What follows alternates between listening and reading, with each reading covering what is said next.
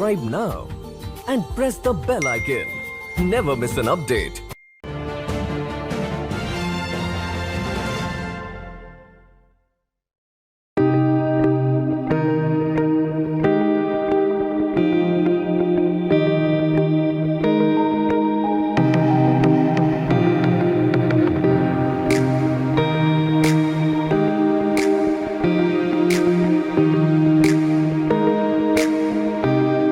नमस्ते, कोनिचिवा। The Nupur Tiwari show में आप सबका बहुत स्वागत है। Welcome to the Nupur Tiwari show. और आज हमारे साथ बहुत खास मेहमान है जिसको परिचय देने की बहुत एकदम ही जरूरत नहीं है। Arif Ajakia ji. Arif Ajakia ji, welcome to the Nupur Tiwari show once again. नमस्ते। Thanks for inviting. Namaskar to everyone. So Ajakia ji, हम जानना चाहेंगे, पहले मेरा पहला क्वेश्चन होगा, क्योंकि आज जो चल रहा है इंडिया में, भारत में, औरंगजेब एक विलन और एक हीरो, क्या इसका उत्तर होगा? देखें, जो इसको हीरो मान रहे हैं वो भी विलन है, क्योंकि एक मतलब एट्रोसियस एक ब्रूटल रूलर था। वो हिंदुस्तान का रूलर नहीं था, वो एक इन्वेडर था। और मैं बार बार इस चीज को दोहराता हूँ हर जगह पे कि उन लोगों से, खास तौर पे जावेद अख्तर जैसे लोगों से जो मुगल्स को ग्लोरीफाई करते हैं कि इंडिया के बेस्ट रूलर्स थे, मैं एक सिंपल सा सादा सा सवाल करता हूँ सबसे। वो ये है कि एक रूलर है, क्वीन एलिजाबेथ इंग्लैंड की। वो यहाँ पे मंदिर बनाती है, वो यहाँ पे चर्च भी बनाती है, वो इसके दौर में यहाँ पे सब चीजें बनती हैं, साइनागोग भी बनता है, बुद्धिस्ट टेम्पल भी बनता है, मंदिर भी बनता है। मेरा सवाल ये है कि अगर औरंगजेब और मुगल्स इंडिया के रूलर थे तो इंडिया की 90% पॉपुलेशन उस वक्त हिंदू थी, मोर देन 90%। पूछता हूं कि एक बता दें उदाहरण कि उन्होंने मंदिर बनाया हो अपने पूरे दौर में, तो वो हिंदुस्तान के रूलर ना हुए, वो मुसलमानों के रूलर हुए, जो कि 5 to 6% पॉपुलेशन थे उस वक्त मुगलों के दौर में। ये तो कन्वर्जन और फोर्स्ड कन्वर्जन और इस टाइप के ड्रामों से पॉपुलेशन मुसलमानों की आज बढ़ के 15-17% पे आ गई है। अदरवाइज चले आप 10% भी लगा लें, तो फिर वो रूलर इंडिया के कैसे हुए? औरंगजेब वॉज ए लूटर, प्लंडरर और एक ब्रूटल रूलर था जिसने यहाँ की 90% पॉपुलेशन को गुलाम बना के रखा था। तो वो जो कहते हैं ना कि हीरो था औरंगजेब, उनसे मैं सिंपल सा ये सवाल पूछता हूँ कि अगर वो हीरो था तो वो तो सिर्फ हीरो 10% लोगों का था ना, क्योंकि बाकी 90% जो थी वो तो जजिया टैक्स देती थी। भाई यहाँ पे मुसलमान रहता है 5 से 7% इंग्लैंड में, वो जजिया ले रहा है क्योंकि साले काम तो करते नहीं एक भी, सारे सरकार से जॉबलेस अलाउंस ले रहे हैं, बेनिफिट ले रहे हैं। अगर आज की दुनिया में अगर आप जजिया इम्पोज कर दें हर माइनॉरिटी पे, तो मुसलमानों को तो दुनिया के 2/3 कंट्रीज में जजिया देना पड़ेगा, जहां पे वो जजिया ले रहे हैं, फ्रॉड कर रहे हैं, सारी चीजें कर रहे हैं। तो हिंदुस्तान में औरंगजेब के दौर में 90% पॉपुलेशन जजिया दे रही थी। अगर अदालत में कोई केस जाता था, कोई झगड़ा होता था, कोई कम डिस्प्यूट होता था जमीन के ऊपर, जगह के ऊपर और चीज में, तो काजी कौन होता था? काजी वॉज नेवर ए हिंदू, काजी भी मुसलमान होता था। वो किसको फेवर करेगा? अपने कलमा गो भाई के, क्योंकि वो उसका कलमा पढ़ता है, वो उसके अल्लाह पे बिलीव करता है। तो हिंदू तो बेचारे वहां पे थर्ड क्लास सिटीजन के तौर पे रह रहे थे। तो जिस बादशाह के दौर हुकूमत में 90% पॉपुलेशन थर्ड क्लास सिटीजन के तौर पे रह रही हो, वो हीरो तो हो नहीं सकता, वो तो डेफिनेटली विलन था। हाँ, तो बहुत अच्छी तरह से आपने इसको डिस्क्राइब किया कि वो विलेन था। और जो आजकल उसको हीरो बना रहा है, वो अगर उसके खुद के जिंदगी देखे, अपने पिता के साथ उन्होंने क्या किया था, हमारे सिख गुरु के साथ उन्होंने क्या किया था, तो वो अपने भाइयों देखने। के साथ क्या किया? हाँ जी। देखें, औरंगजेब एक लुटेरा था। हमारे मुसलमानों को पाकिस्तान, इंडिया, बांग्लादेश में हमें ये बचपन में पढ़ाया जाता था कि बड़ा नेक बादशाह था और टोपियां बनाता था और टोपियां बेच के अपना गुजारा करता था। सर पे उसके ताजमहल, वो ताज जो था उसके अंदर ही करोड़ों के हीरे जवाहरात लगे थे, वो टोपियां बेच के लिया था। तो ये सब बकवासियात है औरंगजेब की। Aurangzeb was Osama bin Laden of that time. Definitely एक टेररिस्ट था जिसने सिंहासन हासिल करने के लिए अपने भाइयों को मार दिया, हम्म। जिसने अपने पिता आंखें फोड़ के जेल में सारी जिंदगी के लिए बंद कर दिया, जिसने लाखों लोगों को मरवा दिया सिंहासन हासिल करने के लिए। और सिंहासन हासिल करने के बाद भी इसकी जो भूख थी लालच की, वो उसको दक्कन तक ले गई और लाखों हिंदुस्तानियों को मरवा दिया। और वो जमाने थे जब हिंदुस्तान जैसा अमीर मुल्क, जो हिस्ट्री में कभी जिसने भूख नहीं देखी थी, इसके दौर में लोग भूख से मर रहे थे।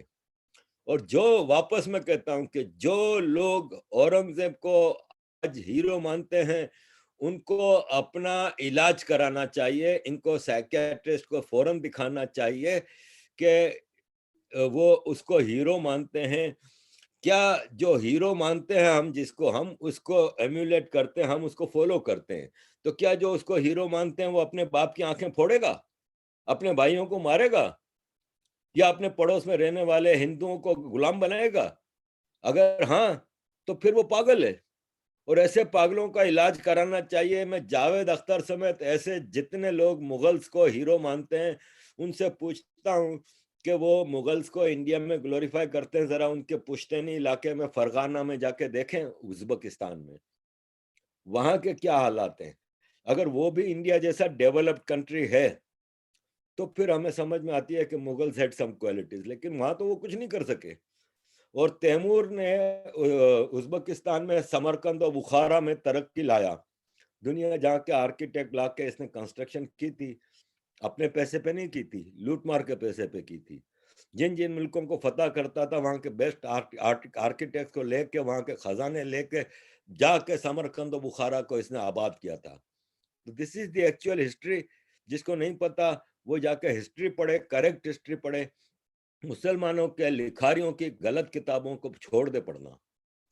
मुझे बस यहाँ पे एक क्वेश्चन है कि इंडियन मुस्लिम्स अपने धर्म को सबसे ज्यादा इम्पोर्टेंट क्यों मानते हैं? वो अपने नेशन को क्यों इम्पोर्टेंट, अपने हिस्ट्री को क्यों इम्पोर्टेंट नहीं मानते? क्योंकि वो भी तो आखिर हिंदुस्तानी है, वो भी तो, उनके वंशज कौन है? उनका वंशज तो वही 5000 6000 ईयर्स अगो जो हमारे एंसेस्टर है वही है। तो वो क्यों नहीं मानते? वो मुगल को और मुसलमान होने का क्यों प्राइड है? वो उसको भारतीय होने का प्राइड क्यों नहीं है? देखें, हमारे मुसलमानों में एक बच्चा 4-5 साल का होता है, उसको मदरसे में भेजा जाता है। मदरसे में उसको ये सिखाया जाता है जो आपका सवाल है, कि आपको फख्र होना चाहिए कि अल्लाह ने आपको मुसलमान पैदा किया। आप मुसलमान हो, आप करेक्ट हो, ओनली यू आर करेक्ट, आप बाकियों से सुपीरियर हो, आप सिर्फ जन्नत में जाओगे, और you are born to rule. यहाँ से वो आपके सवाल का जवाब है कि वो धर्म से इतना क्लोज क्यों है। क्योंकि फिर उनके अंदर एक बचपन में 4-5 साल के बच्चे का कोरा जहन होता है, उसमें आप अगर ये सुपीरियरिटी कॉम्प्लेक्स डाल देंगे, तो वो फिर नेशनहुड से ज्यादा अपने धर्म में प्राइड हासिल करता है। और मदरसा is root cause of this problem. और हर प्रॉब्लम, सारी प्रॉब्लम। अब जहां तक सवाल है आपका कि अपने वो धर्म पे इतना क्यों करीब है, तो वैसे तो आजकल का मुसलमान धर्म से करीब है भी नहीं। वो धर्म की किसी बात को बिलीव नहीं करता। मैं आपको मामूली सा उदाहरण देता हूँ कि who are the teachers of Islam? मुल्ला। मुल्ला हमें इस्लाम सिखाता है ना। मुल्ला कहता है कि अल्लाह हर जगह है, अल्लाह सब कुछ देख रहा है। ये लेक्चर दे रहा होता है मस्जिद के मिंबर पे बैठ के। जब खत्म हो जाता है लेक्चर, सब चले जाते हैं, तो वो किसी एक बच्चे को मस्जिद के कोने में ले जाकर उसका रैप कर रहा होता है। मेरा सवाल ये है कि अगर मुल्ला इस बात पे बिलीव करता है कि अल्लाह हर जगह है और अल्लाह देख रहा है, तो वो अल्लाह के घर में एक बच्चे के साथ रैप क्यों करेगा? जब मुल्ला बिलीव नहीं करता अपने इस्लाम पे, जो कि कुरान में है कि अल्लाह हर जगह है, अल्लाह देख रहा है, जब अल्लाह बिलीव नहीं करता, तो अब बाकी मुसलमानों की हालत तो आपको पता है।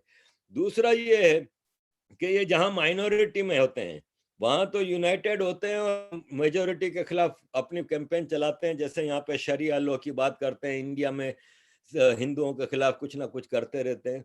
जहां ये मेजोरिटी में होते हैं, लाइक पाकिस्तान, वहां पे आपस में लड़ रहे होते हैं, सुन्नी शिया को मार रहा होता है, देवबंदी, बरेलवी, अहले हदीस, सलफी, हनफी, मालिकी, शाफी, आगा खानी, मुख्तलिफ फिरकों में बटा हुआ एक दूसरे को काफिर करार देता है।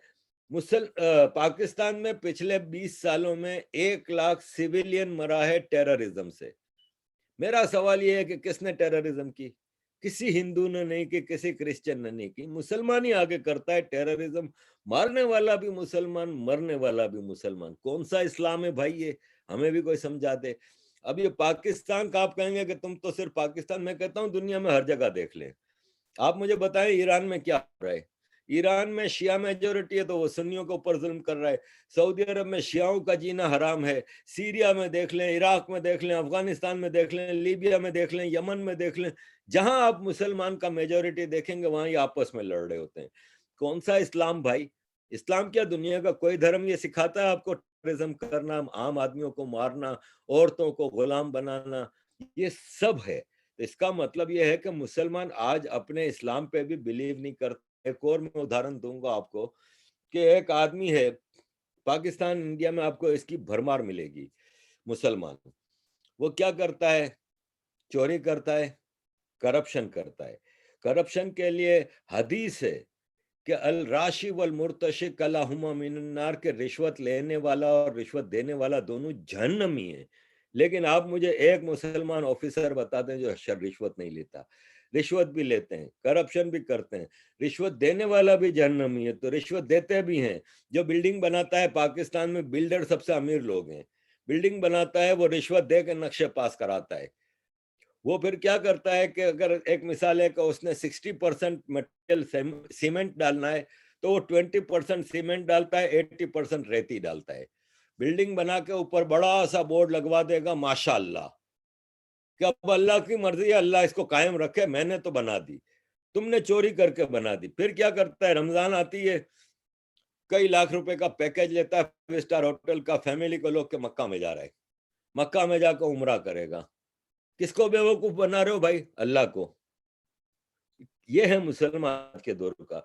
इसी तरह टेररिज्म करेगा, रेप करेगा, कत्लेआम करेगा, चोरियां करेगा, रिश्वत देगा, लेगा, सब गलत काम करेगा, तो वो मुसलमान का इस्लाम से कोई ताल्लुक ही नहीं है। तो ऐसा कौन सा मुसलमान है जो करेक्ट है? मुझे आज आप निकाल कर दिखा दें।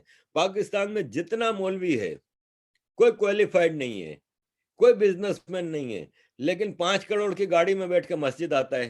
तारिक जमील हो, कोई भी हो, बंगलों में रहता है, 4 खुद्दाम होते हैं जो इसके हाथ पांव दबा रहे होते हैं 24 घंटे। एक कभी जिंदगी में उठ के पानी का गिलास नहीं पीता, सिर्फ इसलिए कि दाढ़ी बढ़ा ली, कुरान पढ़ लिया, टोपी रख ली, अब अल्लाह अल्लाह कर रहा है, दुनिया को बेवकूफ बना। तो ये है आज के दौर का धर्म जिससे अटैच्ड है मुसलमान। तो अभी मैं मेरा क्वेश्चन होगा ज्ञानवापी पर। ज्ञानवापी मंदिर और मस्जिद, इसमें आप क्या बोलना चाहेंगे? देखें, ज्ञानवापी मस्जिद तो है नहीं कोई, मेरी नजर में वो मंदिर है जिस पे कब्जा किया गया है। मैं अभी इंडिया आया था तो मेरा प्रोग्राम था शिव जी के स्थान पे जाने का। मैं अयोध्या गया था, मैं मथुरा गया था, मैं सोमनाथ गया था, माँ अम्बा के दर्शन के लिए गया था जो जूनागढ़। लेकिन मुझे 1 मार्च को जाना था काशी। लेकिन 1 मार्च को पता चला वहां पे इलेक्शन की तैयारी हो रही है, तो मोदी जी और योगी जी वहां पे हैं तो रास्ते बंद हैं। दूसरा, 1 मार्च को शिवरात्रि थी, तो शिवरात्रि में सुना था कि वहां पे इतनी पब्लिक होगी कि जाना, फिर जो मैं मकसद के लिए जा रहा था अपने अंदर की तस्कीन के लिए, वो पूरा नहीं होता, तो मैं नहीं जा सका। लेकिन मैंने मथुरा में देखा, मथुरा में मैंने देखा कि कृष्ण स्थान पे, कृष्ण जन्मभूमि पे दीवार के साथ लगी हुई मस्जिद। कृष्ण का दौर पुराना है कि ये जो ईदगाह, शाही ईदगाह का पुराना है? शाही ईदगाह तो 400-500 साल पुरानी है। कृष्ण का दौर तो हजारों साल पुराना है, कब्जा करके एक जगह बनाई गई है। अब आते हैं ज्ञानवापी की तरफ। देखिए, ज्ञानवापी एक अंधा भी होगा ना, उसको आर्कियोलॉजी की जरूरत नहीं। जो नजर आ रहा है कि पिलर जो है वो हिंदुओं के हैं नीचे, अंदर इन्होंने अब आर्कियोलॉजी करा ली। आर्कियोलॉजी के अंदर वहां से मूर्तियां निकली हैं, शिवलिंग निकला है, जिसको ज्योतिर्लिंग कहते हैं कि 12 ज्योतिर्लिंग में से एक है, और 50 चीजें निकली हैं, पूरा मंदिर निकला है अंदर से। ये कह रहे हैं फुआरा है। अब आप मुझे ये बताएं कि वो फुआरा 400-500 साल पहले तो इलेक्ट्रिसिटी थी नहीं, फुआरा कैसे चलता था? नंबर 1। नंबर 2 ये है कि मुझे पता है ना, आपको नहीं पता होगा, क्योंकि मुसलमानों को पता होता है। और मुसलमानों में भी आजकल तो मस्जिद में जो वजू खाने हैं उसमें तो नलका लगा हुआ है, आपने वजू कर लिया।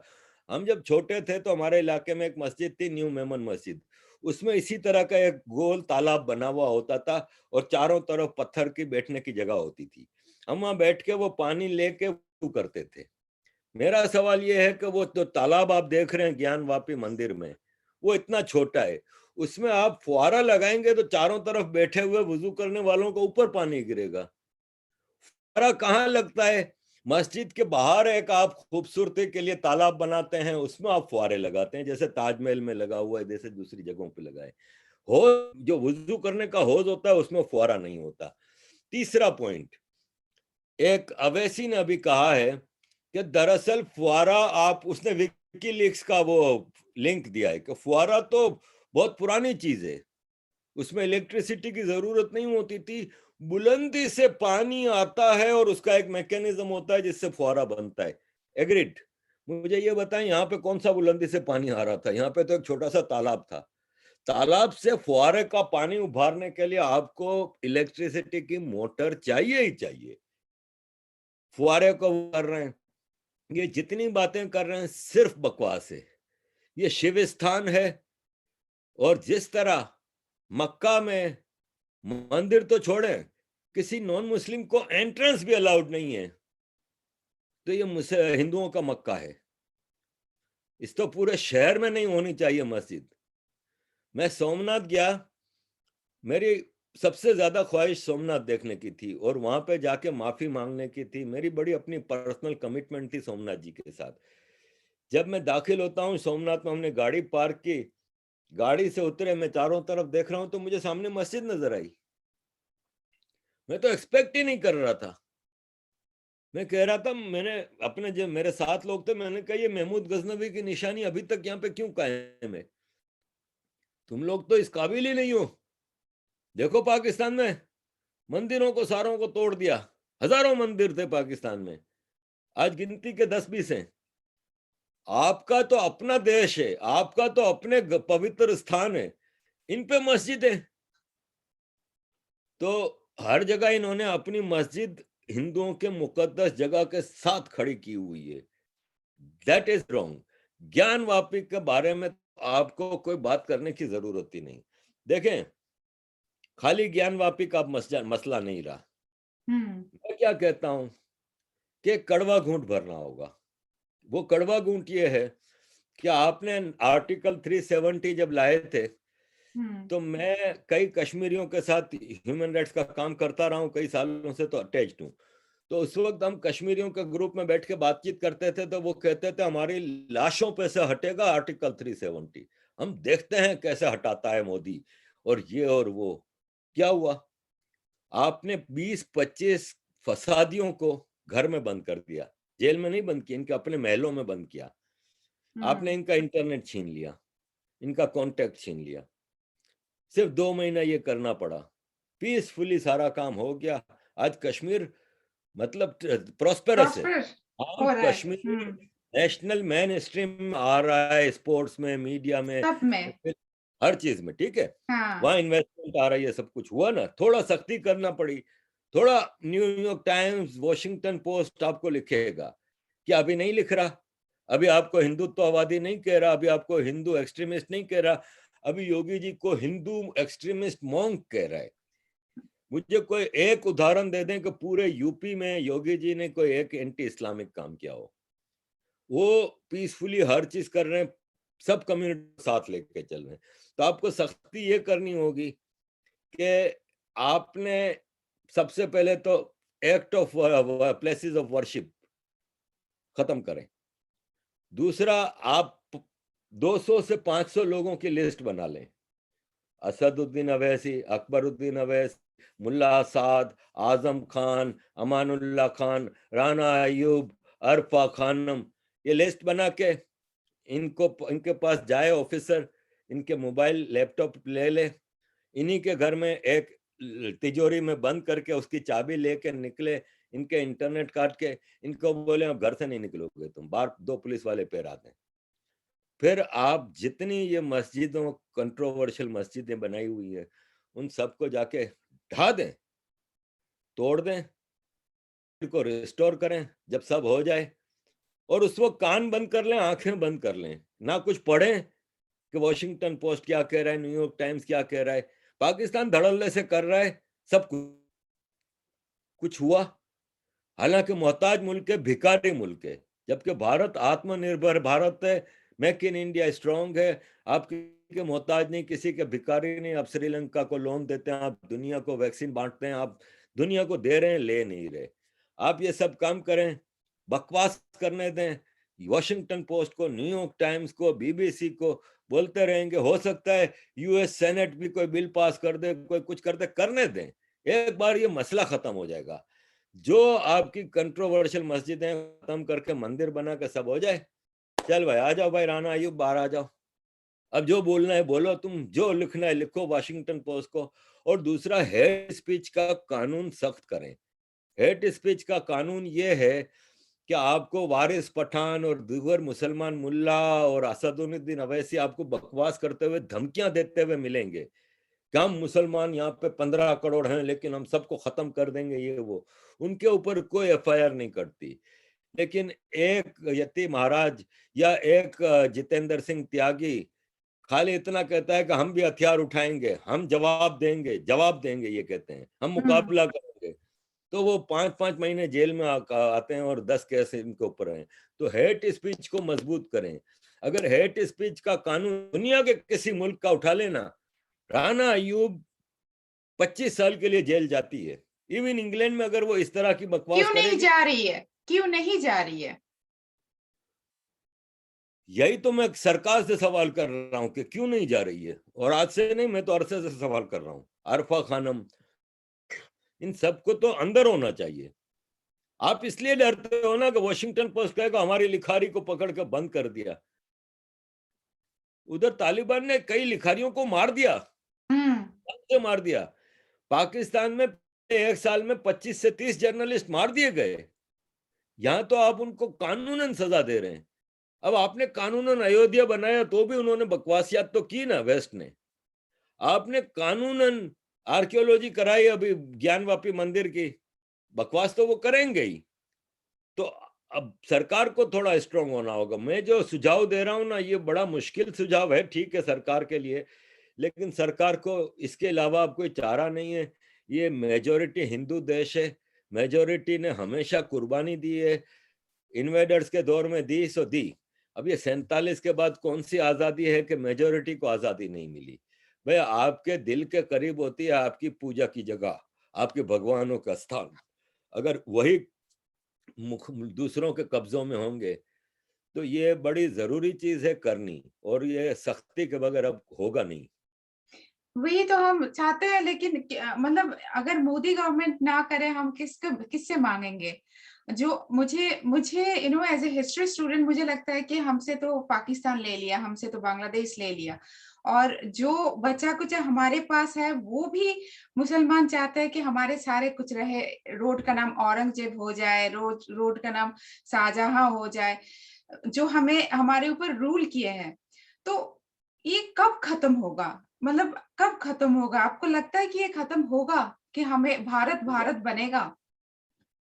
नुपुर जी देखें, आज से 10 साल पहले जिस तरह आज आप बात कर रही हैं, जिस तरह मैं आज बात कर रहा हूं, कोई बात करता था? 10 नहीं। साल पहले की बात है। हालांकि उस वक्त भी फेसबुक था, ट्विटर था, इंटरनेट था, सोशल मीडिया था, सब कुछ था, स्मार्टफोन्स थे। थोड़ा इनमें बड़ी चेंजेस आई हैं, थे तो सही। और यही फेसबुक भी होता था, यही सब कुछ होता था, आप भी शायद यूज करती थी, मैं भी करता था, हम ये बातें तो नहीं करते थे।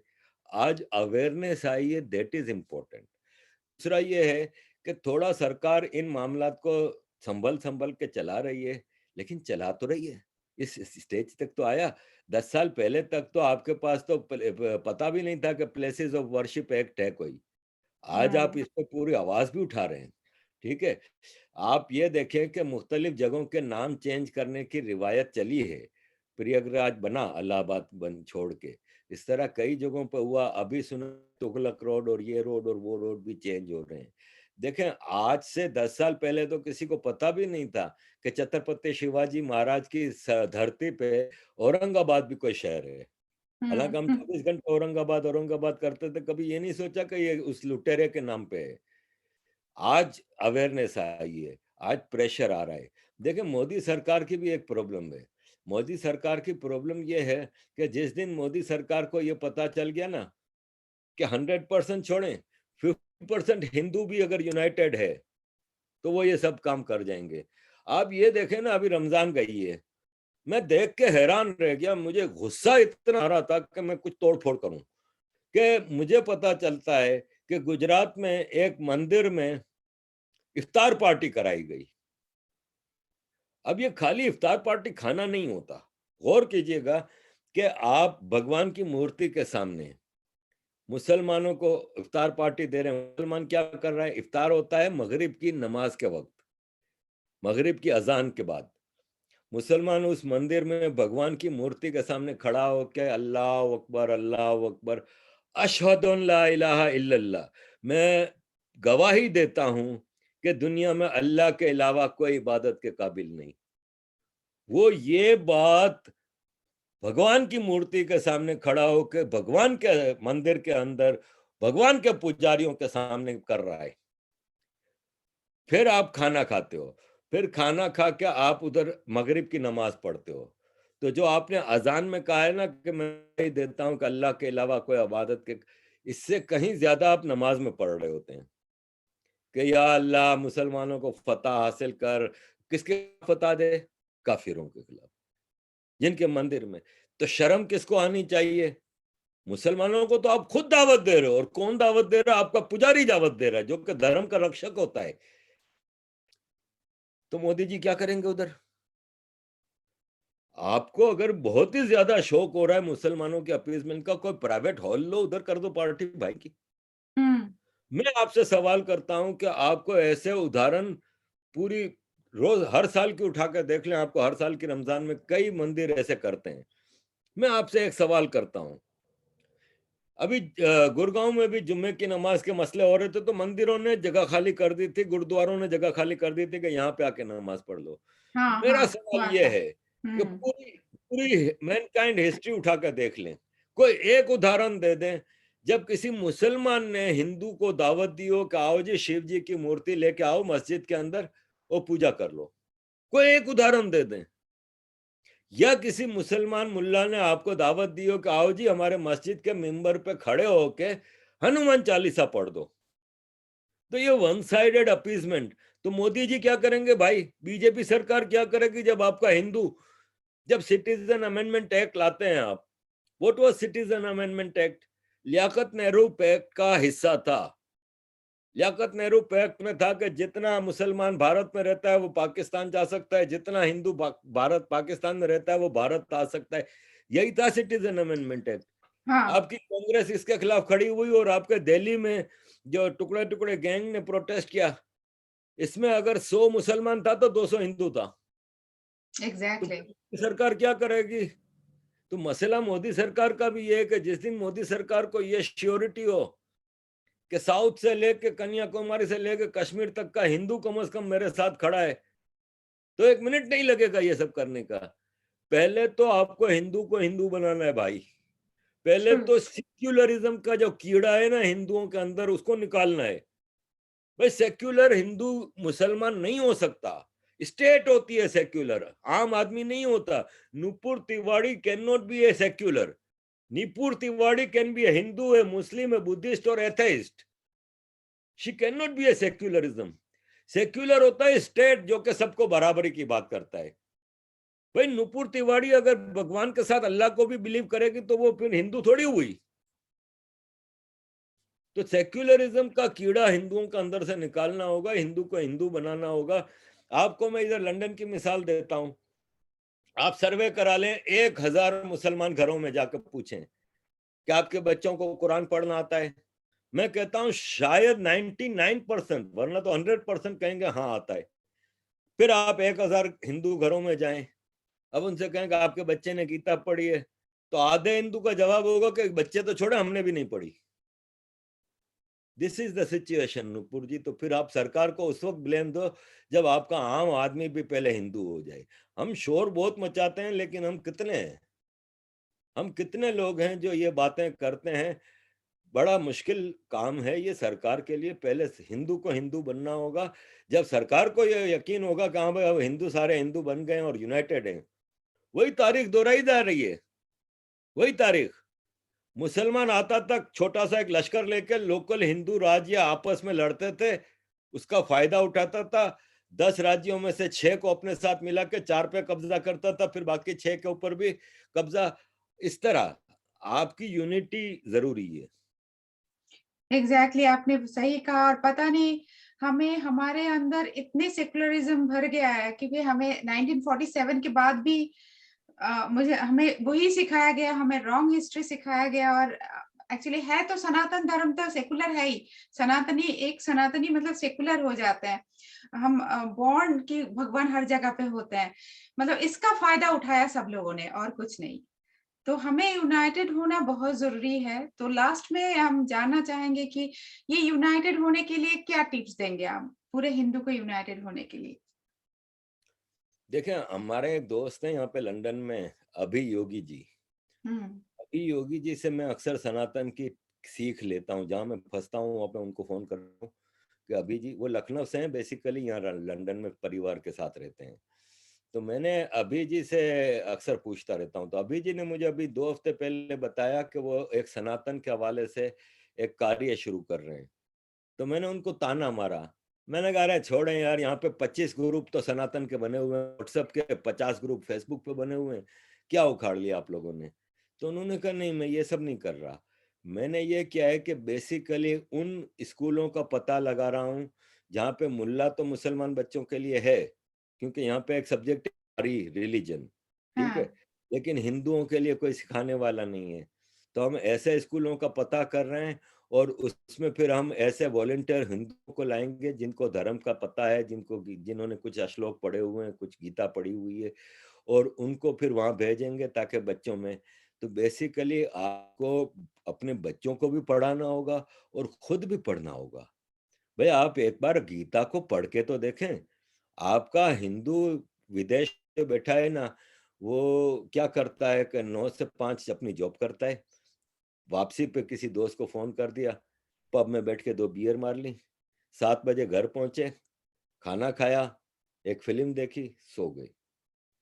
मैं कहता हूं कि आप हफ्ते में 2 दिन वो फिल्म का प्रोग्राम कैंसिल कर दें, बाकी एज इट इज रहने दें, और वो 2 दिन आप बैठ के खुद भी गीता पढ़ें, बच्चों को भी पढ़ाएं, खुद भी रामायण पढ़ें, बच्चों को भी पढ़ाएं।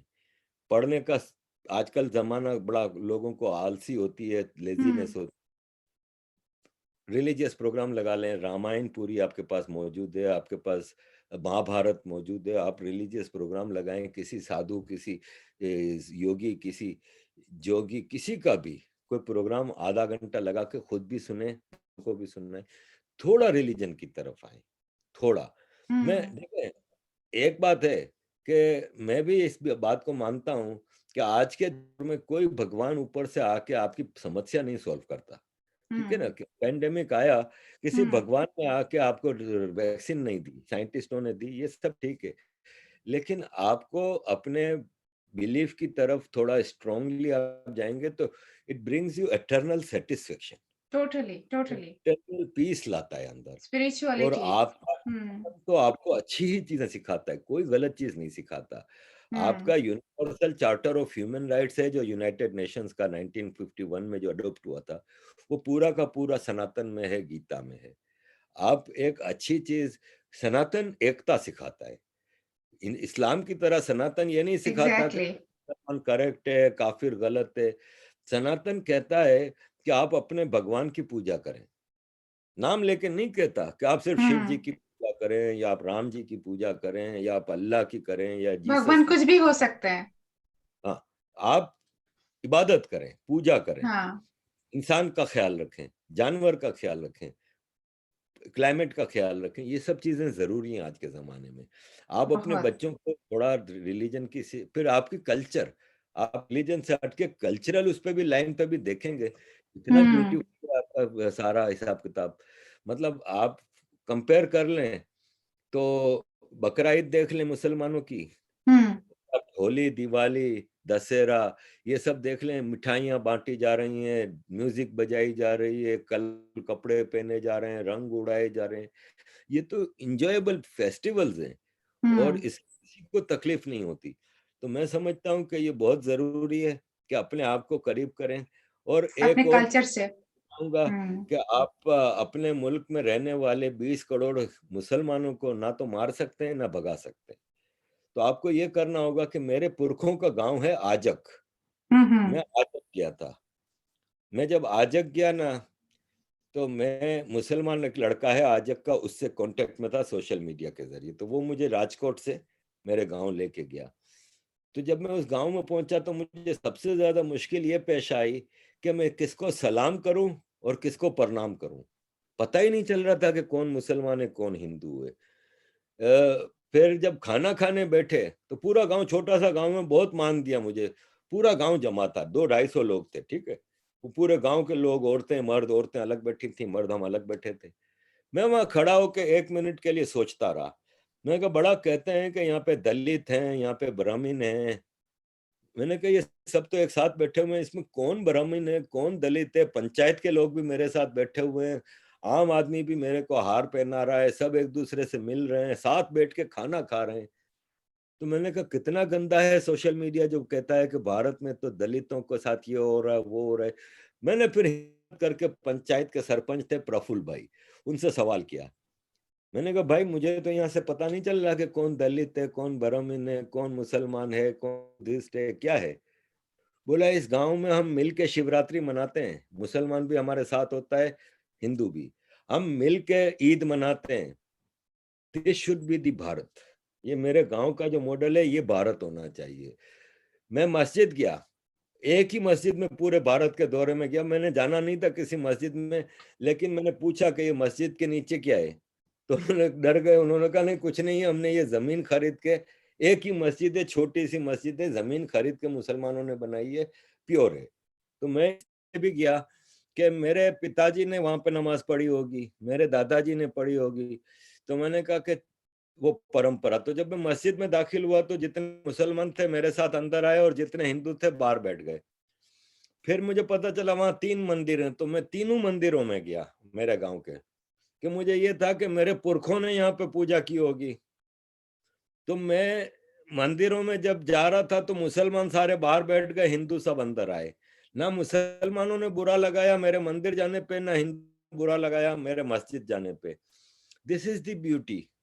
ये जो मेरे गांव का मॉडल है। आपने जो सवाल किया था कि मैसेज क्या है भारत के लोगों को, हिंदुओं को, मेरा ये मैसेज है मुसलमानों को खास तौर पे कि हमें अकड़ नहीं दिखानी, हमें शर्मिंदा होना है कि हमारे बड़ों ने, हमारे इन्वेडर्स ने यहाँ पे कोई अच्छे काम नहीं किया, हमने बहुत जुल्म किया इस कौम के ऊपर।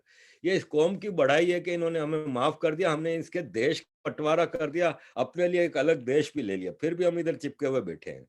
ये आपको मान दे रहे हैं, इज्जत दे रहे हैं, अपने बराबर में बैठ के इज्जत के साथ रोटी खिला रहे हैं आपको, बल्कि आपसे ज्यादा, अपनों से ज्यादा आपको मौका दे रहे हैं। हिंदुओं, कभी भी हिंदुओं का हनुमान चालीसा यहाँ पे स्पीकर पे, लाउड स्पीकर पे नहीं चलता, आपको 5 टाइम अजान देने का मौका दे रहे हैं। आप अकड़ ना दिखाओ। आप, अगर आपके अंदर इंसानियत है तो सबसे पहले तो हाथ जोड़ के माफी मांगो, कहा जी हमारे बड़ों ने गलतियां की, जुल्म किए। और ये जितनी आपकी जगह मुकद्दस जगहें, बाकी जगहों को छोड़ दे चले, जो आपके पवित्र स्थान हैं, जिनके ऊपर कब्जा किया है मस्जिदों को, वो नाजायज हैं। आप छोड़ें, हम मस्जिदों को तोड़ के आपके हवाले करते हैं। ये दिस शुड बी द रवैया, this should be the behaviour of Muslims. हाँ। और हिंदुओं को मेरा ये मैसेज है कि अपनी रूट्स की तरफ आओ, भटको नहीं, अपनी रूट्स की तरफ आओ। आपका आपका धर्म तो आपको वायलेंस सिखाता ही नहीं है। हम्म। हर भगवान के हाथ में हथियार जरूर है, लेकिन वो हथियार अत्याचार के लिए नहीं है, डिफेंस के लिए है। हम्म। अपना डिफेंस करो, अपने धर्म का डिफेंस करो, और अपनी सरकार को कहो जो भी करवाना है, खुद नहीं करना। फिर आप में और एक टेररिस्ट में कोई फर्क नहीं जाएगा। जो करना है सरकार पे प्रेशर डालो। जितना ज्यादा लोग सरकार पे प्रेशर डालेंगे, सरकार भी फिर सोचेगी कि हाँ भाई, मेजोरिटी की आवाज है। अभी मेजोरिटी की आवाज नहीं, अभी सिर्फ सोशल मीडिया पे कुछ लोग बोल रहे हैं। किसी गांव में, किसी शहर में एक हिंदू संसद हो जाता है, 500 आदमी अगर जमा होते हैं किसी जगह पे, तो 135 करोड़ की आवाज नहीं हो सकती। तो पहले यूनिटी लाओ अपने अंदर। और हिंदू, मुस्लिम, सिख, ईसाई, क्रिश्चियन, जीडिश, ज्यूज, पारसी, सबको मेरा एक ही मैसेज है, एथेइस्ट, जितने इंडियन है, कि आपके घर से आप बाहर निकलो ना, तो अपने घर का जब दरवाजा लॉक करें तो मेक श्योर कि आपका धर्म आपने घर के अंदर बंद कर दिए। आप बाहर निकलो, इंडियन बन के निकलो। Indian nationalism should be your priority. धर्म को किसी के ऊपर इम्पोज ना करो, ये आपका अपना है। आपको आपके अल्लाह को जवाब देना है, आपके भगवान को जवाब देना है, आपके जीसस को जवाब देना है। नुपुर तिवारी को मेरी गलत चीजों का जवाब अपने भगवान को नहीं देना, उसको अपने कर्म का जवाब देना है, मुझे अपने कर्म का देना है। तो इट इज पर्सनल थिंग। घर में बंद करके बाहर निकलो, be Indian, be proud Indian. और Indian nationalism should be above everything, because India है तो आप हो, आपका परिवार है, आपका सब कुछ है। तो पहली प्रायोरिटी इंडिया को दें, इसके बाद सब कुछ करें। एग्जैक्टली लेकिन मेरा और एक आपके सवाल से एक मतलब आपके डिस्क्रिप्शन से मुझे और एक सवाल मुझे आ रहा है कि आपने बोला कि मुसलमानों को माफी मांगना चाहिए, लेकिन जो मुसलमान आज मुसलमान है वो तो हिंदू ही थे ना। उसको तो जबरदस्ती जो भी है, जैसे भी किया गया है, जबरदस्ती किया गया है या जाजिया के लिए हुआ है, लेकिन इन्वेडर तो वो नहीं थे। इन्वेडर तो कोई और थे। उनको तो मतलब अगर जबरदस्ती किया गया है तो उनके ऊपर भी तो जाती हुए है ना। तो वो भी तो उन्होंने ये देखें मस्जिद नहीं बनाया बनाया है, उन लोगों ने बनाया है। देखें, बात यह है कि कल मैं एक वीडियो देख रहा था यासीन मलिक की। हाँ। यासीन मलिक श्रीनगर जाता है, तो हजारों कश्मीरी औरतें, मर्द उसकी चुम्मियां ले रहे हैं, इसके हाथ चूम रहे हैं, इसको रेस्पेक्ट दे रहे हैं। अब आपका सवाल कि आम मुसलमान ने तो ये सब नहीं किया, तो वो आम कश्मीरी भी टेररिस्ट नहीं था, लेकिन एक टेररिस्ट को आप इतना प्यार कर रहे हो। हम्म। आपको नहीं पता कि वो टेररिस्ट क्या करता रहा। मैं जब छोटा था तो मुझे हिस्ट्री पढ़ने का बहुत शौक था। तो हमारे पाकिस्तान में तो पाकिस्तान की डिस्टॉर्टेड हिस्ट्री तो हम पढ़ते थे। महमूद गजनवी अपना लश्कर लेके गया, सोमनाथ का बुत तोड़ा, वहां पे हिंदू औरतों को गुलाम बनाया, दमिश्क और बगदाद के बाजारों में बेचा। मेरे अंदर एक गुरूर फखर आता था कि यार मेरा हीरो महमूद गजनवी है। ये तो बहुत बाद में जाके मुझे जब पता चला यूरोप आके कि सोमनाथ तो हमारे पुरखों के गांव से 50 किलोमीटर दूर है, तो मैंने कहा वो जिन औरतों को बेचता था वो तो मेरे पुरखों की औरतें थी। तो मुझे माफी नहीं मांगनी चाहिए मेरी उस गलत फहमी पे। जब हाँ, गलत आज, फहमी पे जरूर माफी मांगनी चाहिए। ठीक है, एग्जैक्टली। तो आज का जो आज भी मुसलमान है, 90% मुसलमान इस गलत फहमी में है कि मुगल अच्छे थे। हाँ, आज यू आर भी वो राइट। इस गलत फहमी में है कि अल्लाह की मस्जिद बनाई है ना। प्रॉफिट मोहम्मद ने भी तो खाना काबा में 360 बुत तोड़े थे। तो यहाँ भी इस्लाम फैलाना तो जरूरी है ना, ये सोच है। तो उस पे हम्म। मैं कह रहा हूँ कि आपने वो जुर्म नहीं किया, लेकिन आप उन जुर्म को कंडोल करते हो, आप उन जुर्म को अच्छा समझते हो, तो फिर आपको माफी मांगनी चाहिए। और ना भी हो एग्जैक्टली। तो हम्म। अगर मेरे परदादा ने नुपुर तिवारी के परदादा का कत्ल कर दिया है, तो क्या मैं कभी जिंदगी में नुपुर के सामने आऊंगा तो मेरा फर्ज नहीं है कि मैं बोलूं हाँ जी वो मेरे परदादा ने गलती की थी, आई अपोलोजाइज। ये इंसानियत अखलाकियात हैं। फिर सबसे बड़ी बात कि आपको तो शुक्र अदा करना चाहिए कि आप भारत में हो, मुसलमानों को कह रहा हूँ, हम्म। आप भारत में हो, तो आपको कम से कम हिंदुओं के इतने अच्छे व्यवहार का आपके साथ, इतने अच्छे बिहेवियर का, इतने अकोमोडेटिंग होने का आपको शुक्रिया भी अदा करना चाहिए, और आपको उनको एक बार कहना चाहिए कि यार बीइंग मुसलमान आई फील गिल्टी, कि मुसलमानों ने बड़ी ज्यादतियां की हैं यहाँ पे, 1000 से ज्यादा जेनोसाइड किए हैं इधर, 69 मिलियन लोगों का कत्ल किया है भारत में, 69 मिलियन लोगों का कत्ल किया है मुसलमानों ने, हिंदुओं का। तो फिर बीइंग ए मुस्लिम, मेरी कम्युनिटी ने किया ना, तो क्या मेरा फर्ज नहीं है कि मैं गुडविल गेस्चर के तौर पे ही सही मैं कहूं कि हाँ जी, बड़ा जुल्म किया भाई। मैं ये नहीं कह रहा कि मुसलमान जाके हिंदू बन जाए, मैं ये नहीं कह रहा कि आप शिव जी के मूर्ति के सामने जाके सजदा कर इबादत करें, नहीं, मैं कह रहा हूं आप अपने अल्लाह की इबादत करें, आप नमाज पढ़ें, रोजा रखें, आपको इस मुल्क ने हर चीज की इजाजत दी हुई है, बल्कि बहुत ज्यादा दी हुई है, जितनी नहीं देनी चाहिए थी इतनी दी हुई है। इतना तो शायद मुसलमान देशों में भी कई जगहों पर नहीं है इजाजत। सऊदी अरब में लाउड स्पीकर नहीं चलता, सऊदी अरब में बुरके की पाबंदी खत्म कर दी है, तबलीगी जमात पे पाबंदी लगा दी है, कई चीजें की हैं सऊदी अरब ने। आपको ये सब भारत में है, तो आप कुछ तो अप्रिशिएट करो और अपनी कम्युनिटी की गलत कार्यों को एडमिट तो करो। चलो माफी नहीं मांगते, एडमिट तो करो कि हाँ जी मुसलमानों ने जुल्म किया है। एग्जैक्टली शायद आपकी बात सुन के सचमुच वो एडमिट करे और माफी मांगे और बोले कि जहां जहां हुआ है, जो जो मंदिर तोड़ के मस्जिद बनाया, चलो सब मिलके मंदिर बनाते हैं। आपके ज्ञानवापी में मेरा एक दोस्त है, वो बनारसी है, वो मुझे बताता है कि आरिफ भाई 91 से पहले हम वहां पे पूजा करते थे, मस्जिद के अंदर शिव जी की पूजा होती थी। और ये आप चेक कर लीजिए, मैंने भी चेक किया है, काउंटर चेक किया है, होता था। ये बाबरी मस्जिद के बाद इनके अंदर डर पैदा हुआ, तो इसलिए इन्होंने ये ड्रामे शुरू किए हैं मस्जिद के। मैं जूनागढ़ गया, जूनागढ़ के मेरी माता जी जहाँ पैदा हुई है बाटवा, उस गांव में गया, तो मैंने पूछा आबादी कितनी है, बोला 20,000 का ये टाउन है। हम्म। मैंने कहा मुसलमान कितने हैं, बोला हार्डली 1%, 2%, 3% होंगे।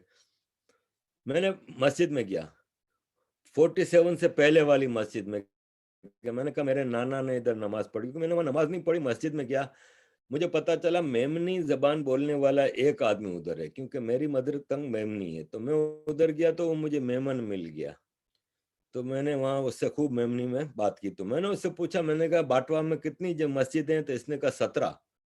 मैंने कहा इतना तो मुसलमान नहीं, तो वो मस्जिदें 17 क्यों? तो बोला वो पुरानी है ना, 47 से पहले की है, तो अब उसको तोड़ तो नहीं सकते ना।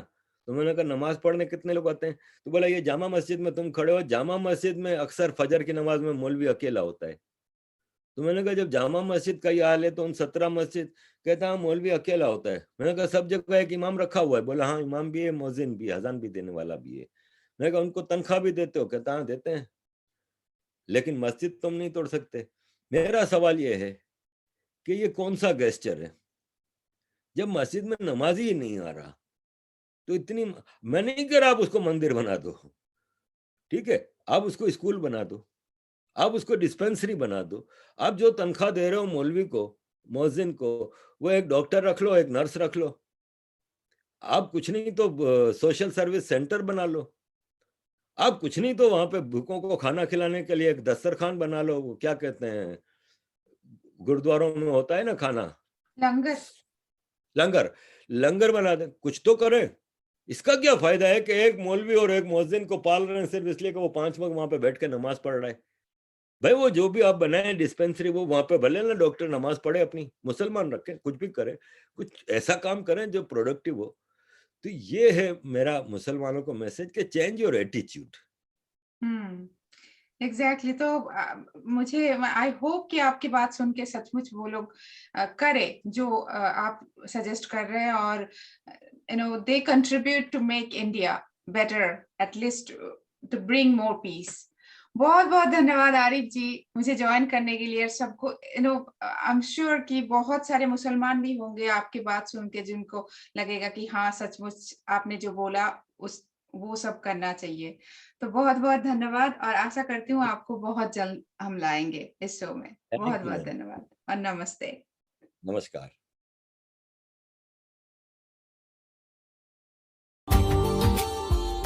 Subscribe now and press the bell icon. Never miss an update.